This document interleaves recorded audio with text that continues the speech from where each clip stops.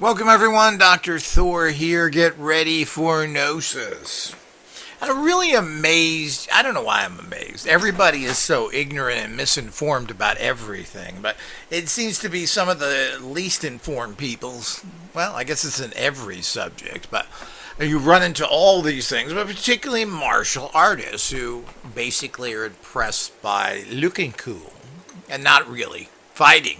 And it's amazing how many martial artists who practices and everything else have never been in a fight. And I knew a lot of martial artists, and they were all basically cowards. That's why they went into martial arts. And when they had to use their abilities, they ran. And I don't think too many martial artists and people who practice and even work out have ever been in a fight. They don't seem to understand the basics of real fighting. And let's go through the major people who've been around for the last 20 or 30 years. People that nobody talk about as well, when there isn't very many comments on for one reason or another. Everything's Chicken Man, the infamous Bruce Lee, who never fought anybody anywhere in real life. Certainly not in tournaments. And we'll talk about him at the end of this because I'm sure all those fanboys out there who think he's something great, who never really had a chance to prove himself one way or another, and certainly wasn't going to. There's all sorts of talk of his history, and it's all very murky. And the fact is what he could really fight or not is very questionable. Certainly, as Chuck Norris stated, he was a great technician. He was a fighter. So there's a big difference between looking good and what real fighting is about. But apparently martial artists, who most of them apparently are cowards, who don't get in fights, have no idea what real fighting is about.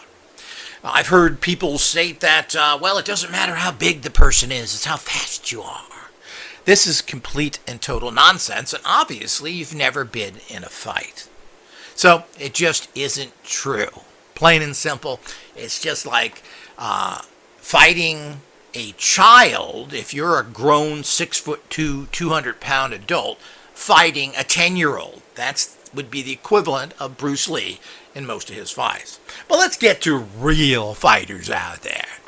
Now, one of the things what's interesting about a lot of movie stars is I don't know if people understand their background, where they came from, what their training was. And, of course, people are ignored who are very talented, again, tournament winners. Let's take Van Damme. Well, Van Damme doesn't get much respect. I think a lot of people don't like him because of his Belgian-French ways, which are kind of silly. I don't particularly like his silliness either. Point is that he is a tournament winner.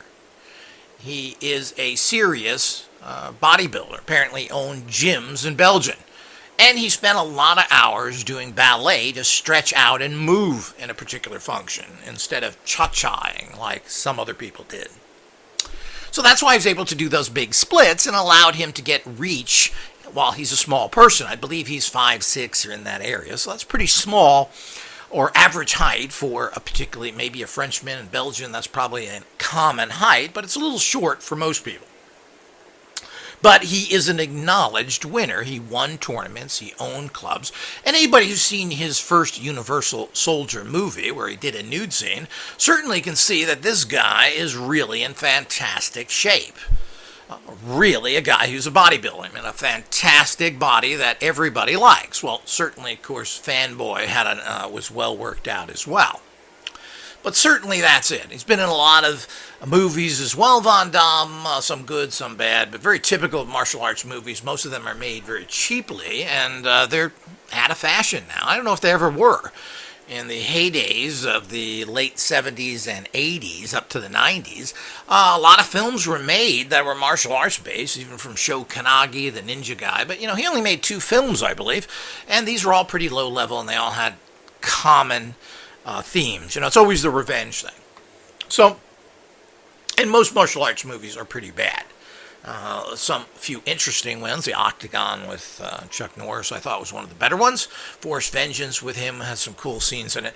So the whole idea is, but these are actor stuff. That has nothing to do with fighting. So as far as I understand, Van Damme, who's a devout Catholic, making it even worse with his kind of simplistic mentality, certainly is a legitimate fighter and has won titles. Let's talk to, I don't believe he was in the military. Chuck Norris learned Taekwondo in Korea because he went there as in the military police. Okay? He was a military police, and his kind of dumb mentality that he has today, his right-wing simpleton living in Texas reality, fits that. The bottom line is that he was trained in military functioning. How to kill, how to shoot guns, how to do all those things that you do in the U.S. Army, and was stationed in Korea. So let's get that very, very clear. He was a military man, so that gives him an edge over anyone who isn't in terms of having a certain killer mentality.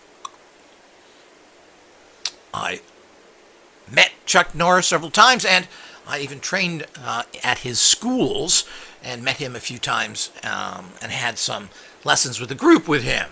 Well, nothing's ever really special there. Taekwondo is Taekwondo. You can say whatever that is. Now, there's many types of Taekwondo. There's an advanced one with a one-punch takedown. Well, Taekwondo, like everything else, I guess, is dependent upon the user of it. But he's a military guy. He won, again, don't hold me to the exact numbers, but I believe he won 5 or 6 karate championships. Okay? Some people claim that this wasn't full contact or whatever. There wasn't a lot of full contact. The guy who started full contact was the greatest fighter of all time, Joe Louis. And that's not the boxer for you idiots out there. So, again, he won all these titles. I don't care whether it's points or not. He beat a bunch of other people, and he did this 5 or 6 times. World championships, not United States, world championships. His skill is irrefutable.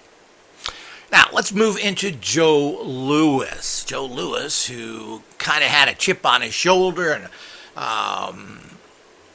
got a couple of Hollywood roles, and basically was perfect to become a celebrity in that particular area. But there's no celebrities in martial arts. Nobody's made big films or went anywhere.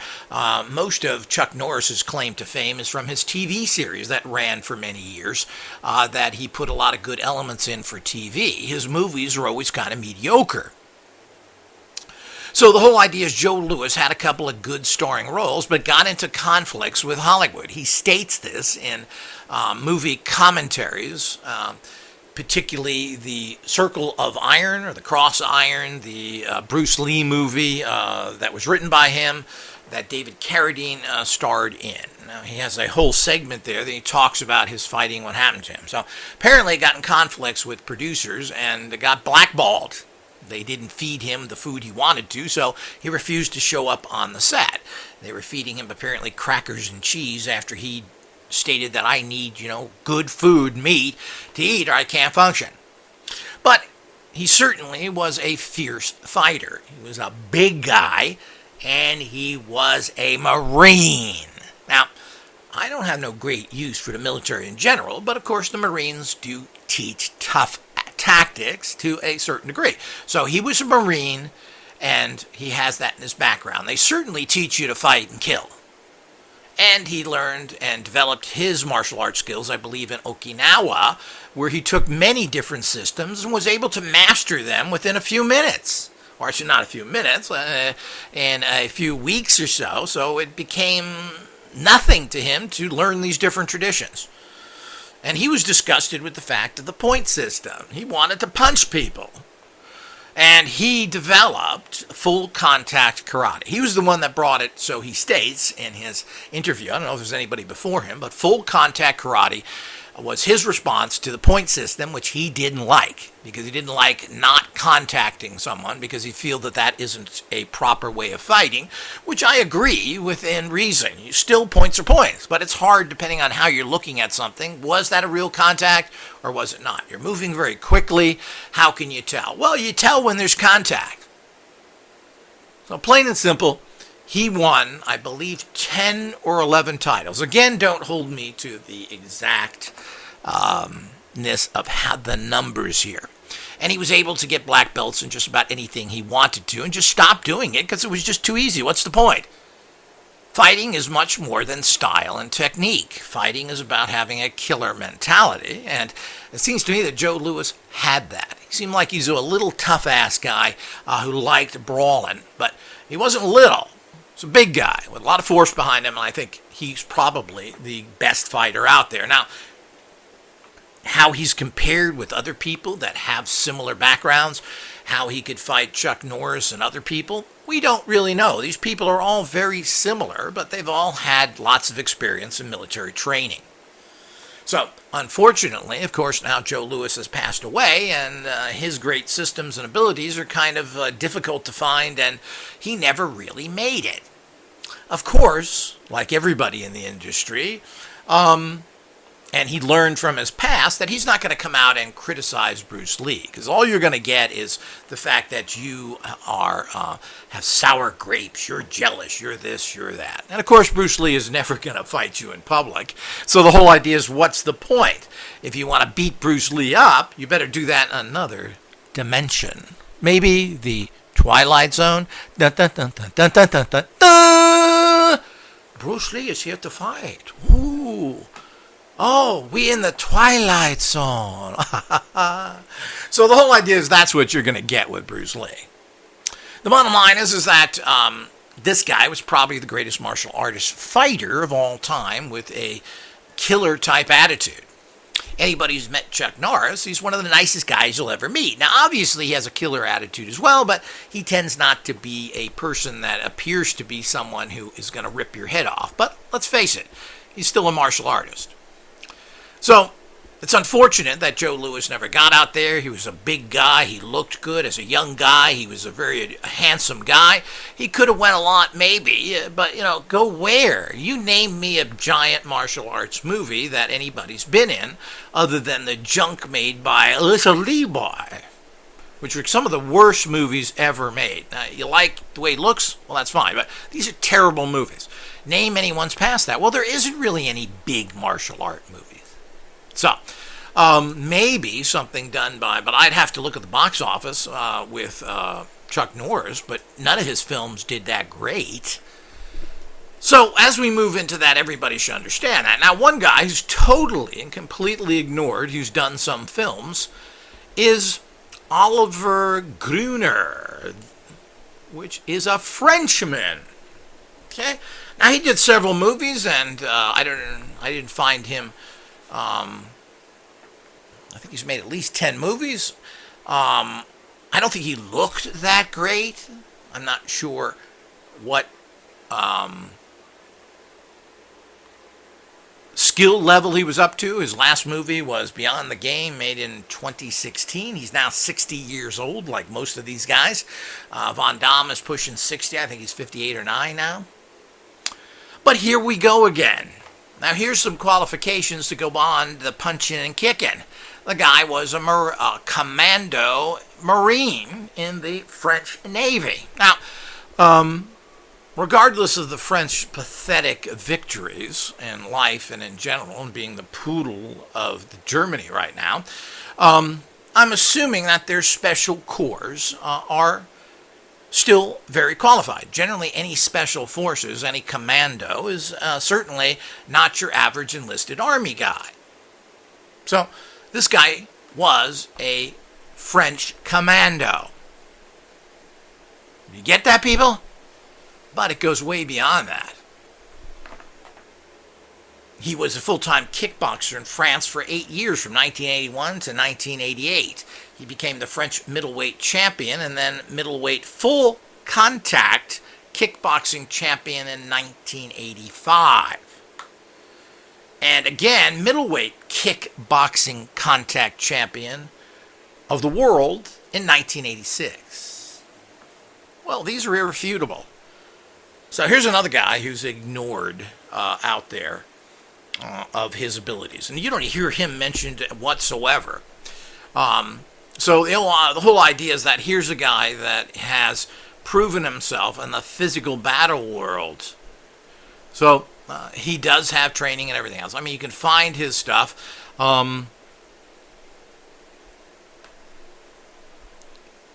So this guy is directly connected as a warrior. He's a military guy. So we got 3 guys that were in the military: an American Marine, an American MP, police. I don't know if they're trained a little better or worse in the Army. I have no idea, but that's what Chuck Norris was. So we've got 3 guys. And, of course, we have Joe Louis, who's a Marine. We move into other people, of course, that are out there. And, of course, there are many different people out there. I guess we could go through lists. But the bottom line is that these people were in the military.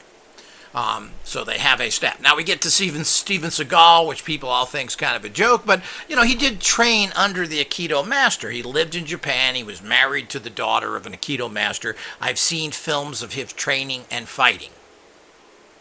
Whatever that means. I don't know what degree of a proficient in that. Some people laugh at Aikido in general, but you can make anything deadly. The whole idea was Aikido was supposed to be a less violent martial arts, apparently. But he certainly did. He claims to be working for other people and doing things in the CIA and all that stuff. We don't know. He certainly knows weapons. You can see how he handles guns and talks about them, that he certainly is very proficient with firearms. Now, whether that means he was involved with working for CIA and other people, who knows? These are stories that certainly got him his movie breaks. He's also a big monkey. He's 6'4" and now probably 280 pounds. He's a big dude. And, of course, this hurts his movement, but it's hard to knock a tree down with your hand. Of course, if you're a martial artist, you probably don't know that. So he's a joke. He's got a bad reputation of being a sex predator. This has been going on for years. Who knows? He's had a lot of complaints against him for these kind of things, but, you know, this is fairly common. So we just don't know. His films and everything else, he looks bad on film. But Aikido looks bad. So we don't know if Aikido just looks bad or it is bad. So, I mean, that's, again, a personal judgment. He has never fought in tournaments or anything else. He's trained a lot of people, and I've seen him train police departments and other things, and it appears to know what he's doing in that area. But we don't know what kind of a fighter he is against other people other than being big and mean. So he would be a difficult adversary because he has basic skills at the very least, and being big gives you a huge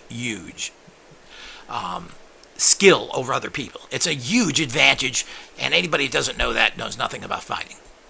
Let's talk about another person that nobody talks about who's done a fair amount of films that were pretty good, and that's Scott Adkins. Now, he again has never, from his Wikipedia page, has never done any fighting in competitions. Apparently, he's another guy who started out very young. He was robbed at the age of 13, and his interest in martial arts grew from there. He started out learning Aikido and also practiced kickboxing. He also, I don't know what level he's at, but he learned ninjutsu, Krav Maga, karate, Wushu, jiu-jitsu, Thai boxing, etc., and even aerobic gymnastics. So he's physically fit. He's done all these different systems, which he's learned from as best as he could, and he's been out there. No military experience, no competitions. So he's not a fighter. He's a martial artist actor. So what he can do in terms of a fight, well, all these people know how to fight, and certainly they can hold their own against, quote, civilians. But the bottom line is that how would they fare against another professional fighter? And that's what we're talking about. Are they fighters? No, they're not. They are martial arts actors. And of course, they know martial arts. Whatever that means. I don't know what level of competency. But we're talking about professional against professional. And do they have any fighting background? Do they have military? Do they have direct full contact or even point contact competitions? Well, no. So he's another one that is not a fighter. He's an actor with martial arts abilities. So this is the plain and simple understanding of what's out there, and the bottom line is that They're nobodies when it comes to fighting. We're talking about fighters. We want to get into actors, then we're going to have to go all over the board. So, obviously, they have a certain level of competency. So those are the main players. There's Sho Kanagi, who was a ninjutsu expert. I don't know if he was ever in any fights. He trained in Japanese ninjutsu schools. I'm not sure what that means again. Unless he's fought in tournaments, we don't know if he's any good. Now, I'm assuming they don't have ninja fights where people are rated based in their tradition. So you assume he went to school, he graduated, he was a good student. We don't know. We're assuming that. But certainly, again, he looked good in the movies, but that's not real fighting. Real fighting is you were in the military, at least had that training, and then that was followed up by tournament fighting. I don't care how weaselly, how less contact it is or not, it means nothing. You have to be, if you don't fight, it means nothing. And people like Bruce Lee, who never fought, who ran from China because he was being hassled, who couldn't speak English well, and the producers stated this. If you get the CD for the Kung Fu series, they have great commentaries on there and interviews with the actual producers of Kung Fu. They stated when they met him that he was not very physically imposing. And of course, the Western viewpoint is to be a big guy. You got to remember this was the time of Clint Eastwood, John Wayne, and so many other big guys. And big guys are on TV as well. They also all spoke English well. They were from America. They spoke English. He could not speak English well. The producer stated that I couldn't understand half of what he stated. Well, you're going to spend millions of dollars on a TV series and put him on American TV when half the audience doesn't understand him? Plain and simple, that would be stupid. And for a guy who was so dedicated, so neurotic, he couldn't speak English well. Now, this mystifies me because if you're an actor, and he was an actor since the age of 5, along with his father, that you think he would be, I can talk like a Chinese accent. Oh, bang bang. He couldn't talk with an American accent when he had to? Well, he couldn't. He spoke poorly, like a lot of them speak poorly. Chinese have problems because of the wah-wah language, as I call it. They form their mouths to speak their words in a different way than English does, which is more using your lips instead of your cheeks. This is a fact, but you should be able to learn that. There are people that speak perfect English that are Chinese, and there are people who speak perfect Chinese who are Americans. It's all part of understanding how to do. Why he couldn't do this, I don't know. He certainly should have spent more time on it. Jackie Chan has the same problem. He hates speaking English. He likes cashing the English checks. So this is a real problem. And of course we can go into Jackie Chan. I don't know, his whole style, he doesn't really fight. I don't know if he's in tournaments or not, but nobody takes him seriously. His films are comedy films and he doesn't want to make. He does dance moves. Bruce Lee also carried guns. Bruce Lee did a lot of things that make no sense, but he never ever fought in competition, contact or no contact. And you would think that he would, if he wanted not to hurt his pretty face, that he would have gone into non-contact because he was so fast and so great. And that the point scores would have been noticed by all the judges. And of course, after all, he had the rep. Why wouldn't he win? Why wouldn't he go into competitions? Of course, when it comes to full contact with powerful men like Norris and Joe Louis, he wouldn't have had a chance in hell. Point is that actual fighting is a lot different than looking good on TV. And I don't think he would have done well against any professional tournament fighter. I think anybody could have handled him relatively easy.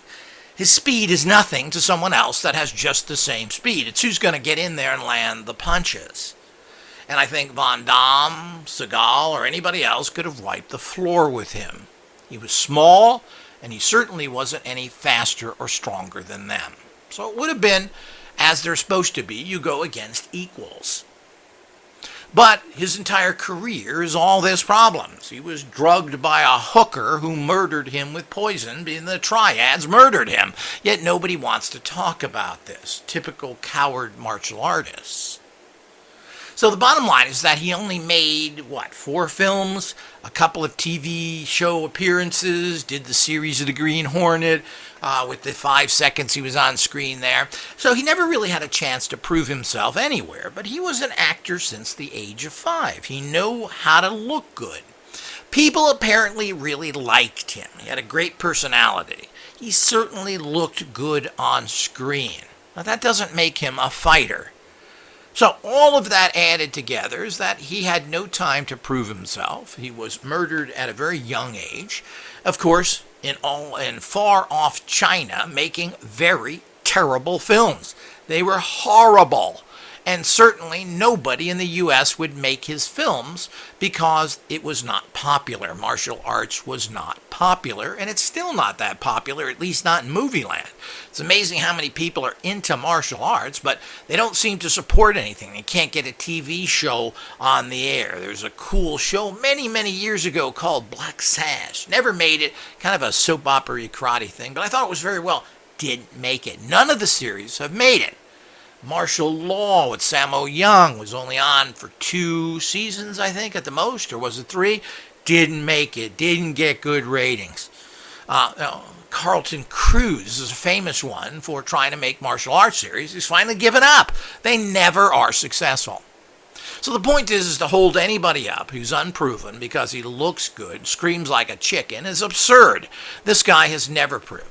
The fact that people gave him the due, especially those people coming up there, that people went to him because he was the cool Chinese guy and knew the art and spoke fake philosophical understandings. You read about Bruce Lee. He stated he used to study positive American thinkers, Norman Vincent Peale and similar. He never quoted other stuff until White Man said, well, aren't you going to tell us your Chinese philosophy from, that Kung Fu series?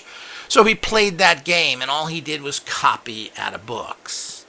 He invented his own system. Don't they all? Chuck Norris did it. I think anybody who's been in martial arts has their own little system because it is an art. It's not a science. You find things that work good for you, or you have observed things that work well. It has nothing to do with that. So, all of these people who keep screaming about Bruce Lee, get over it, people, and start finding good people out there and supporting them. Let's get some TV shows and some movies going that can highlight martial arts and better people out there. Bruce Lee was nothing. He proved nothing. The fact that in this particular time when he was popular, people were into the Chinese philosophy, and he milked that for all he could get. Apparently, people kind of liked him. He had a great personality. Other people didn't. Honest people out there like David Carradine spoke of him as he was, as kind of a very arrogant guy who was pushing his way around to get known. So he had to act arrogant so people would notice him. And that was one of his major character trait problems as he gained more success. So he's very arrogant, and David Carradine is one of the few people who came out and talked about that. Other people did, because Quentin Tarantino, who recently made a movie that made a parody of him, was a good friend with David Carradine and got a lot of inside information about that. So he portrayed him as Bruce Lee really was, other than to those heel-looking, boot-licking followers that went to him. James Colburn, who was very much into this philosophy of Bruce Lee, was in awe of him, and whatever that means. Steve McQueen wasn't, and while Steve McQueen went to him to practice, in private, Steve McQueen had nothing overly great to say about Bruce Lee. And of course, he's another guy that died young, but he refused to get into Bruce Lee films and to help him in general, and this is something that Lee was upset about, that he didn't come to his assistance and so forth. The point is that he was not overly impressed. Steve McQueen wanted to learn how to fight, and James Colburn wanted to learn how to meditate. So this is a big problem there. Steve McQueen was not interested in his psychobabble. The point is we never really know in terms of how the Bruce Lee system would be working in actual fights. And if somebody would be in actual tournaments who would follow his system, maybe they could say, yeah, this is what Bruce Lee would have done. But I don't see that happening either. So all of these things, it's time to get over all this nonsense and this hero worship of somebody who was never in the military, never fought in a tournament, carried guns, practiced the cha-cha, and was one because he entered into tournaments for the cha-cha and got trophies, but refused to go out there and actually learn how to speak English so that he could be taken more seriously in the actual movie world of the English-speaking community. He's quite lucky that he was able to impress people enough and get any jobs that he did on Longstreet and other programs with his horrible, indistinguishable accent speaking English. This just proves of how open the movie land was to giving him breaks. But he impressed nobody and couldn't speak English well and didn't get the job. Now, the technical advisors on Kung Fu were Chinese. They had a major who, I don't know what his name was. I believe it was David Chow or one of the Chow. He was the technical advisor on Kung Fu. So it wasn't the fact that they had some, quote, white guy, some Chuck Norris was there teaching people Taekwondo when it was supposed to be Kung Fu. This wasn't the case at all. They had a real Kung Fu technical advisor on the set who taught people and also instructed David Carradine. So this is all this nonsense out there. But people who don't perform, people, this is the same thing you do with your doctors, your police, your politicians. You support people who do nothing and prove nothing. And we wonder why we have the society that we do have. I don't wonder. I think this is prime example of somebody who did nothing in a short period of time, never proved himself, yet is held up as some sort of heroes. What a bunch of fools. Until next time.